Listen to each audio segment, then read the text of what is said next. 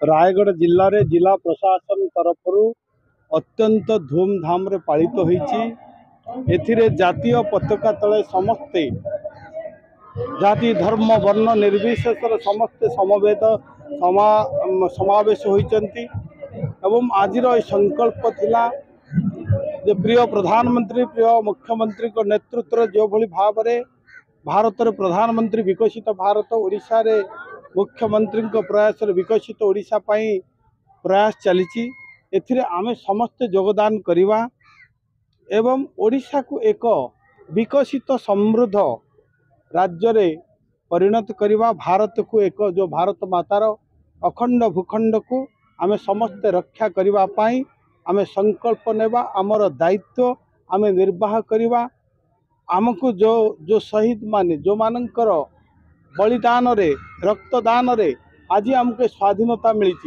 से स्वाधीनतार समस्त सुरक्षा दायित्व आम समस्तंकर आम मिलित भाव में आमर देश मातृकार सेवा करवा स्वाधीनता को अक्षुण्ण रखिबा एवं भारतर विकास पथरे ओडिशा विकास पथरे समस्ते भागीदारी हेबा। विशेषकर रायगढ़ जिला एक संभावनार जिला अटे।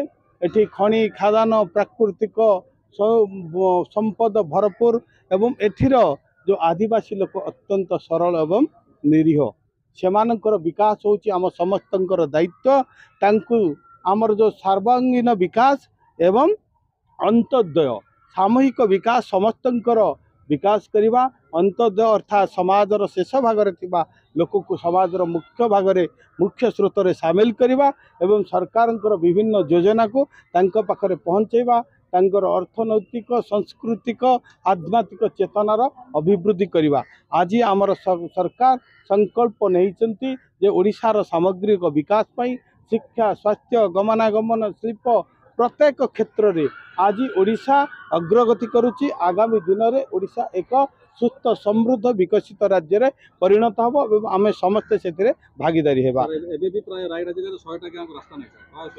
देखंतु वर्तमान आम सरकार आसिला परे आमर प्राधान्य रही प्रत्येक लोकं को मौलिक सुविधा जोगे देवा रास्ता घाट पीवा पानी स्वास्थ्य सेवा एवं शिक्षा आपण मान देखुछंती को भली भाव में वैप्लविक परिवर्तन आसुची। आपण माने आज देखुछंती शिक्षा माधव सिंह हाथपांटी रो व्यवस्था करा जायछि। गोदावरी मिश्र आदर्श विद्यालय प्रतिष्ठा करा जाउछि। स्वास्थ्य क्षेत्र में गोपबंधु जन आरोग्य योजना प्रधानमंत्री आयुष्मान भारत योजना वयोबंधु योजना अनेक योजना आज लोक को सामिल करा जाउछि। आमर मूल लक्ष्य रही सुस्थ समाज एवं विकसित समाज गठन करवा। एथिरे समय तो निश्चित लगे आम समस्त भागीदारी यदि आम काम करवा निश्चित भाव में ये आशा आकांक्षा पूर्ण हो।